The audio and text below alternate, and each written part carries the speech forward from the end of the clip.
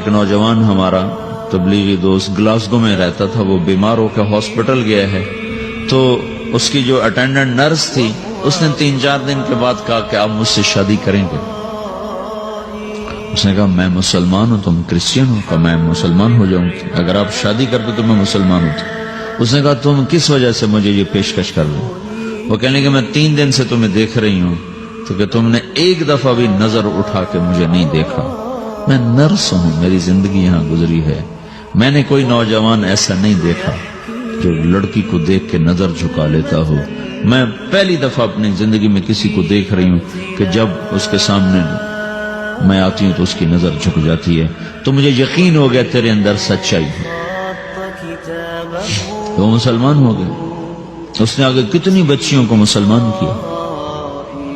پھر اشفاق احمد صاحب مرحوم تھے، یہ ڈرامہ رائٹر، ان سے اچھی سلام دعا تھی میری، تو ایک دن مجھ سے کہنے لگے کہ میں تبلیغ کے کام سے متاثر ہوا ہوں انگلینڈ جا کر، پاکستان میں نہیں، انگلینڈ جا کر۔ تو میں ایڈنبرا میں پارک میں بیٹھا تھا، میری بیوی میرے ساتھ بیٹھی تھی، تو ایک جماعت آئی، انہوں نے آ کر اذان دی مغرب کی اور نماز پڑھی۔ نماز کے بعد 13-14 لڑکیاں بھاگ کے آگے آئیں ان سے بات کرنے کے لیے، تو میں نے بیوی سے کہا آؤ سنو یہ کیا کہنے کہتے ہیں، تو کہا ہم دونوں بھی پہنچے، تو جس نے جماعت کرائی تھی اس کو ایک لڑکی آگے بڑھ کے کہتی آپ کو انگلش آتی؟ کہی آتی ہے۔ کہی آپ نے کیا کیا ہے؟ کہی ہم نے اپنی عبادت کی۔ تو لڑکی کہنے لگی آج تو اتوار نہیں ہے، تو اس نوجوان نے کہا کہ جی ہم دن میں 5 دفعہ کرتے ہیں، صرف اتوار کو نہیں، روزانہ 5 دفعہ۔ وہ لڑکی کہنے لگی یہ تو بہت زیادہ ہے، آپ اس کو کیسے نبھاتے ہیں؟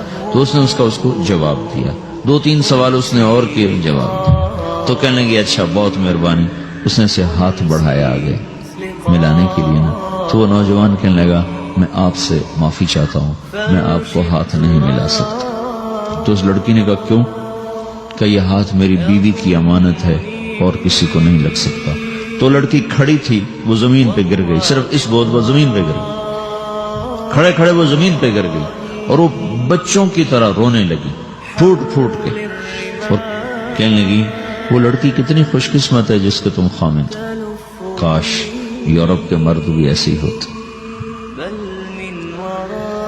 جس رب نے نفسیات بنائی ہے وہ اگر کوئی عورت کپڑے اتار دے تو اس کی نفسیات بدل جاتی، چاہے وہ مغرب میں پیدا ہو چاہے وہ مشرق میں پیدا ہو۔ عورت کی نفسیاتی حیا ہے اور وفا ہے، وہ کسی وفادار کی تلاش ہے، تو وہ اس کو پتہ بھی نہیں ہے کہ مشرق کا حیا کیا ہے، لیکن وہ اس کو اللہ نے عورت بنایا ہے، اس کے اندر کی وہ نہیں مر سکتی چیز۔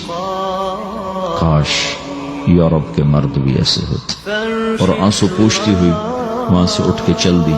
تو اشفاق صاحب مرحوم کہنے لگے میں نے اپنی بیوی سے کہا بانو آج وہ تبلیغ ہوئی ہے کہ لاکھوں کتابیں بھی چھپ جاتی، وہ کام نہ ہوتا جو یہ نوجوان اپنے عمل سے کر لیا۔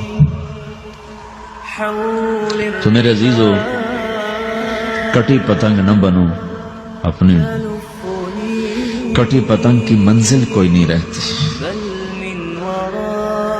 اللہ اس کے رسول کے ہاتھ میں اپنے ڈور دے کے چلو، اللہ اس کے رسول کی غلامی میں اپنے آپ کو چلاؤ تو اللہ تمہیں بھاگ لگائے گا، عزت بھی دے گا۔ اپنی منمانی میں کوئی راحت نہیں، اللہ کی قسم کوئی راحت نہیں۔ 6 بر اعظم پھر کے تمہیں بتا رہا ہوں کہ جو اپنی ترتیبوں پر چلنے والوں کے دکھ آپ لوگ اندازہ نہیں لگا سکتے۔ چلنا ہے تو اللہ اس کے رسول کی زندگی کو اپنا کے چلو، اللہ تمہاری دنیا بھی سکھ والی بنائے گا، آخرت بھی سکھ چین والی بنائے گا۔ لیکن یہ سیکھنا پڑے گا، سیکھنا پڑے گا۔ تبلیغ اس کو سیکھنے کی محنت ہے اور اس کو آگے پہنچانے کی محنت ہے۔ تو یہ عمر ہے، اس وقت ساری دنیا اسلام کے لیے تیار ہے، چونکہ نظریاتی طور پر دنیا شکست کھا چکی، کسی کے پاس کچھ نہیں۔ تو ہمارے پاس ایک ایسا خوبصورت نظریہ ہے کہ جو ان کو بڑی تیزی سے اپنی طرف کھینچ سکتا ہے، اور اللہ کا احسان ہے کہ تیزی کے ساتھ نسلوں کا رخ اللہ کی طرف ہو رہا ہے۔ تھوڑی ہمت کرو، چھٹیوں کا وقت تبلیغ میں دو، باقی وقت اپنی تعلیم کو دو، گھر جاؤ تو ماں باپ کے خادم بن کے رہو، نوکر بن کے رہو۔